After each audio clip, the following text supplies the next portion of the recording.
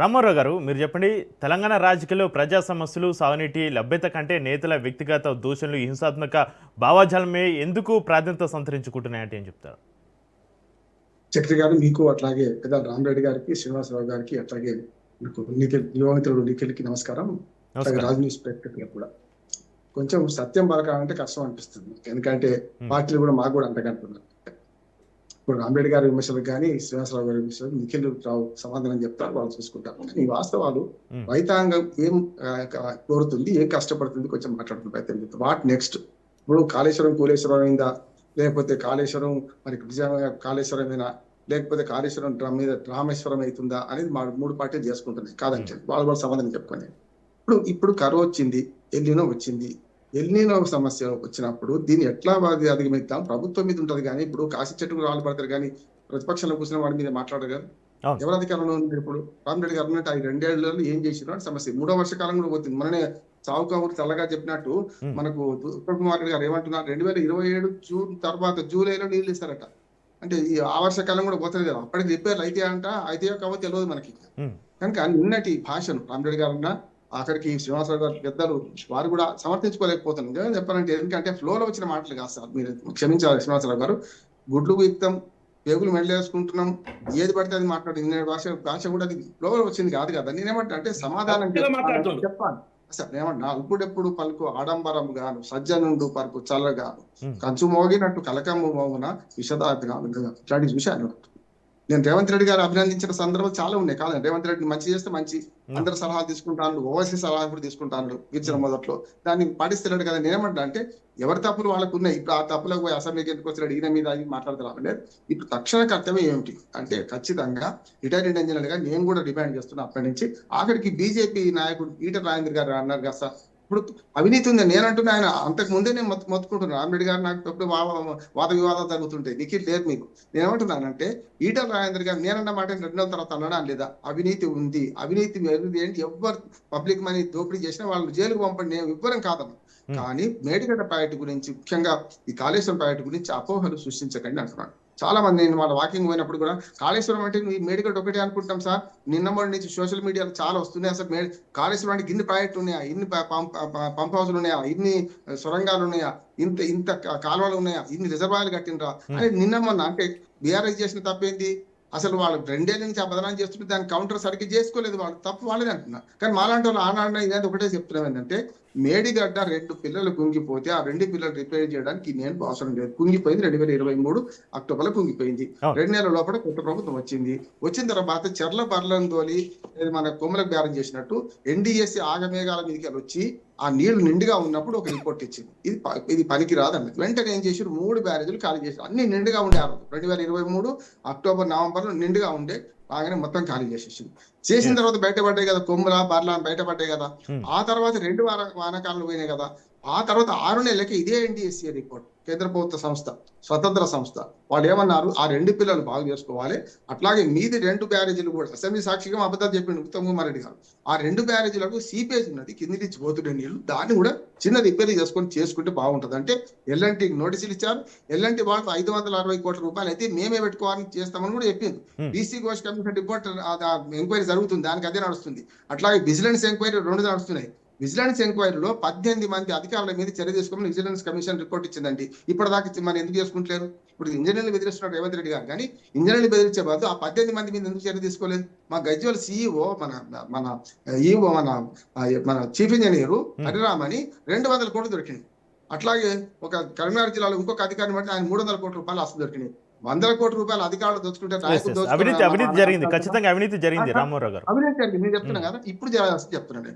Chief engineer ఆయన ఎవరైతే శ్యామశ్రీ ప్రసాద్ రెడ్డి, అంతకంటే ముందు దామోదర్ రెడ్డి గారు దాని అధ్యక్షుడు, దాని మా పేరే మర్చిపోతున్నాం, ధర్మారావు గారు నాకు చాలా మంచి మిత్రుడు.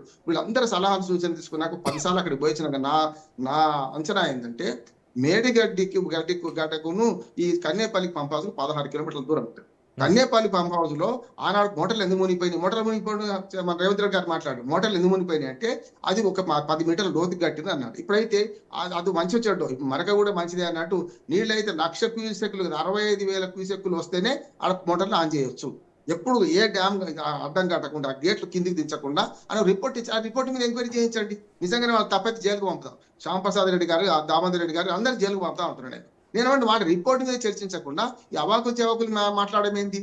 ఇప్పుడు మీరు రక్తాలు పాల చూస్తాం, లేకుంటే వాళ్ళ రక్తం పొలంలో చల్లుతామని లాభం లేదు కదా. ఇంకో మాట కూడా రేవంత్ రెడ్డి గారు ఏమంటున్నారంటే, మీరు బోర్లు వేసుకో మన ఆరుతడి వ్యవసాయం, వర్షాలు లేవు మహానుభావం అంటే ఆరుతడి ఎట్లా చేస్తాం? అందరు బోర్ల మీద ఆధారపడ్డాక ఇప్పుడు నేను మా తోటలో చక్రయ్య గారు 2 బోర్లు వేసిన, 2 కూడా ఏకించు నీళ్ళు కూడా వాడినాయి. మరి 2 ఎకరాలు కదా, అర్ధ ఎకరం కూడా వాడతలేదు. అంటే బోర్లు వేసిన ఇప్పుడు ఎండాకాలం బోర్లు వస్తున్నాయి, మళ్ళీ బోర్లో గిరాకు వచ్చింది.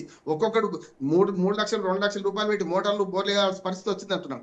నీళ్ళు ఉంటే కదా ఆర్టాడు పంటలు వేసుకోవడానికి అంటున్నాం. ఒక్క మాట చెప్తాను, కాళేశ్వరం అంటే ఇప్పటికి కూడా అందరూ రాజకీయ నాయకులు కానీ ప్రజలకు అర్థం చేయాల్సింది ఏంటంటే, ఒక్క మేడిగట్టను, ఒక అన్నారము, ఒక సుందీలో కాదు, 3 బ్యారేజీలు పక్కన పెట్టండి. ఇంతకుముందు రామరెడ్డి గారు మాట అన్నారు, ఎక్కడి నుంచి వస్తున్నాయి నీళ్ళు, 5 ఏళ్ళు. సేమ్ కాంగ్రెస్ వాళ్ళు ఇచ్చిన ప్రశ్న మీరు కూడా వేస్తున్నారు.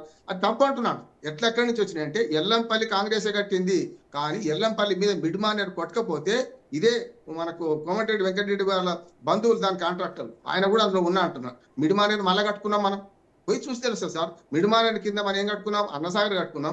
అన్నసాగర్ నుంచి రంగనాయక నుంచి అవి చిన్న 3-4 టీఎంసీలే.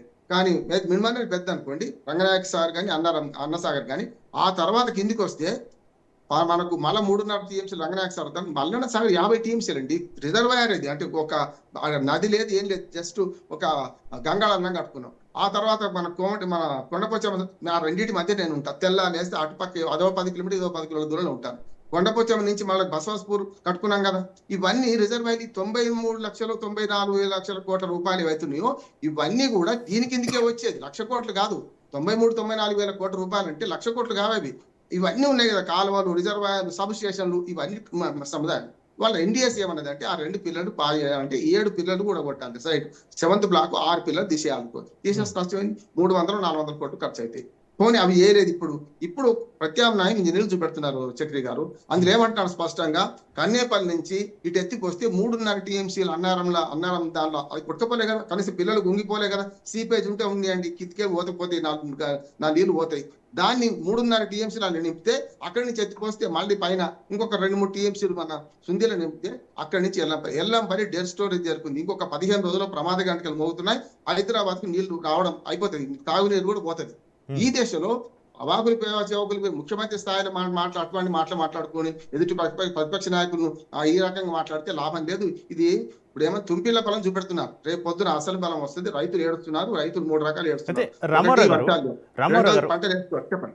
రైతుల కోసం రాజకీయ నాయకులు కూడా ఈ రాజకీయాలు పక్కన పెట్టి రైతులకి ఏం చేస్తే బాగుంటుంది అనేది ఆలోచన చేస్తే బాగుంటుంది. రైతుల విషయంలో రాజకీయాలు చేయకూడదు అని నా అభిప్రాయం. ఒకటే మాట నేనేమంటా అంటే, ఇప్పటికి ప్రత్యామ్నాయం ఉన్నది. ఇంజనీర్లు చేసి తప్ప అయితే వాళ్ళని జైలుకు పంపండి, వాళ్ళని బెదిరించకండి, జైలుకు పంపండి. నేను కూడా అంటున్నాను కదా, వాళ్ళు తప్ప ఒప్ప తేల్చాలి. ఇప్పుడు ఇంజనీర్ల కమిటీ, మాజీ ఇంజనీర్లు, చీఫ్ ఇంజనీర్ వాళ్ళందరూ రిటైర్డ్ కదా. మీరు ఉన్నతో వీళ్ళతో తప్ప అనిపించండి. ఇప్పుడు నీకు ఇంజనీర్లు ఉన్నారు కదా, నీకు సైన్యం ఉంది కదా, మొత్తం అంత ప్రభుత్వం ఉంది కదా, నీ ప్రభుత్వంలో ఉన్న ఇంజనీర్లతో ఇది వాళ్ళది కాదనిపించండి, వాళ్ళని జైలుకు పంపండి. ఎవరొద్దు అంటున్నారు, మేము అంటున్నాం. వాళ్ళు సమర్థించడం కాదు, వాళ్ళు ప్రత్యామ్నాయం చూపించు. నాలాంటి వాడు కూడా అది ప్రత్యామ్నాయం కరెక్ట్ చేయొచ్చు అని నేను అంటున్నాను. నేను కూడా అంటున్నాను, ఎందుకంటే నేను ఇంజనీర్ కాకపోవచ్చు, కానీ వాళ్ళ ప్రతిపాదన చదివిన వాడిగా చెప్తున్నాను. ఎన్డీఎస్ఏ రిపోర్ట్ ఏమిచ్చి చూసిన వాడికి చెప్తున్నాను. గోదావరి జలాల మీద బాబ్లీ నుంచి మొదలుకొని ధవళేశ్వరం దాకా తినడం అని చెప్తున్నాను. ఇప్పుడు ఇప్పుడు రిటైర్డ్ ఇంజనీర్ ఇచ్చిన ఏదైతే రిపోర్ట్ ఉందో దాని ప్రకారం చేయండి. రైతులు బాధ పెట్టకండి, మీ ఆలువగలు గట్లాడుకొని పిల్లల నాశనం చేయకండి. అంతే జరుగుతుంది కదా. మొన్న 6 చంపినప్పుడు అంతే, వాడి పిల్లలు చంపుకుంటూ వాడి భార్యను చంపిండు, అవతల కూడా ఆ కేసు పెట్టడం కూడా చంపిండు. అట్లాగే ఉన్నది. ఇప్పుడు నిజంగా చెప్పాలంటే, కాంగ్రెస్ పార్టీ తన ముఖ్యమంత్రిని సమర్థించుకోవడానికి కూడా వెనుకకుండా అనే పరిస్థితి తీసుకొస్తుండ్రు. ఇవాళ ముఖ్యమంత్రి గారు ఆయన గురించి వ్యక్తిగతంగా మాట్లాడడం కానీ, ఆయన మాట్లాడిన మాటలు ప్రైవేట్ గా అడగండి, ఎవరినైనా సరే. మీరు శ్రీనివాసరావు గారిని అర్థం చేయడం కాదు, కానీ పెద్ద నాయకులను అడగండి, ఎట్లా ఆయన ఏం మాట్లాడదు మాకు తెలుస్తలేదని ముచ్చట వస్తుంది. అందుకని బీజేపీ వాళ్ళకు కూడా నా విజ్ఞప్తి ఏంటంటే, ఈటల రాజేందర్ అందులో పనిచేయొచ్చు, మీ పార్టీలో ఉన్నాడు, ఎంపీగా ఉన్నాడు కదా, ఆయన అన్న మాట్లాడి పట్టించుకుందాం అనేది. ఆయన ఎత్తిపోయిచ్చని చెప్తున్నాడు, దాన్ని ఖండిస్తున్నారా బీజేపీ నాయకులు? దాన్ని సమర్థిస్తున్నారు. ఇప్పటికైతే కిషన్ రెడ్డి గారు కానీ, రామచంద్రరావు గారు కానీ ఎవ్వరు దాన్ని ఖండించాలి. అంటే ఏమన్నట్టు, 2 రోజులు అయింది ఆయన మాట్లాడి. నేను అంతకుముందు 4 రోజుల నుంచి మాట్లాడుతున్నా ఇదే విషయం. నేను చెప్పిన ఈటల రాజేందర్ గారు మాట్లాడక ముందు అదే చెప్తున్నా కదా. ఇప్పటికి కూడా ఈటల రాజేందర్ గారు చెప్పింది కూడా వాస్తవం అంటున్నాను. నేను మొదటి నుంచి చెప్తున్నాడు. మరి దాని మీద బీజేపీ వాళ్ళు స్టాండ్ అయితే అడగాలి కదా, వాళ్ళు చెప్పాలి కదా అంటున్నాడు.